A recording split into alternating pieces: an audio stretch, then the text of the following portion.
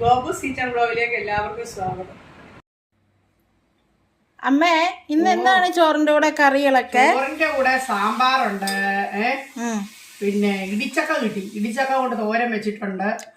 അങ്ങനെ 3-4 കൂട്ടം ഉണ്ട്. ഞാൻ വിളമ്പ് കാണിക്കാം. ഇപ്പൊ പപ്പടം കാച്ചിട്ട് കുഞ്ഞിന് ഇതൊന്നും ഹോസ്റ്റലിൽ കിട്ടുകയല്ലോ. ഇല്ല. അപ്പം അതൊക്കെ ഉണ്ടാക്കി തരാം. ഇനിയിപ്പൊ അധികം ദിവസം ഇല്ലല്ലോ, പോകാനായല്ലോ. പിന്നെ നമുക്ക് അതൊക്കെ ഉണ്ടാക്കി കഴിക്കാം. ഓക്കേ.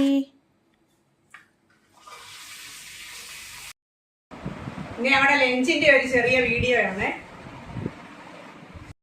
പൊന്നിയരി ചോറാണ്. ചോറിന്റെ കൂടെ നമുക്ക് നല്ല കൊഴുത്ത സാമ്പാറുണ്ട്.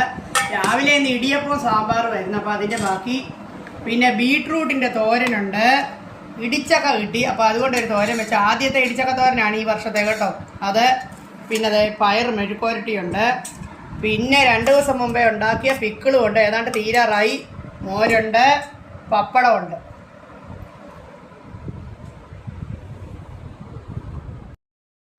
അമ്മു ആദ്യം പപ്പടം തിന്നുക അല്ലയോ? അവിടെ പപ്പടം കിട്ടിയിട്ട് എത്രയോ നാളായി.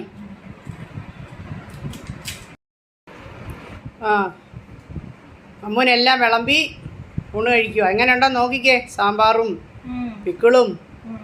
ഈ ചൂടത്ത് പക്ഷെ ഒരുപാട് പിക്കിള് കഴിക്കരുത്. അമ്മുന് ഇഷ്ടമായോണ്ട് ഞാൻ അങ്ങ് തന്നതാ കേട്ടോ. അങ്ങനെ ഉണ്ടെന്ന് നോക്കിക്കേ. ഇടിച്ചക്ക തോരൻ ആദ്യമായിട്ടല്ലേ ഈ വർഷം? ആണല്ലേ? അച്ഛനെയും കൂടെ വിളിക്കാം. അച്ഛൻ കിടന്ന് ഉറങ്ങിപ്പോയെന്ന് എനിക്ക് തോന്നുന്നു. വിളിച്ചോണ്ട് വരാം. എന്നാ ഇപ്പൊ വിളിച്ചോണ്ട് വരാമേ.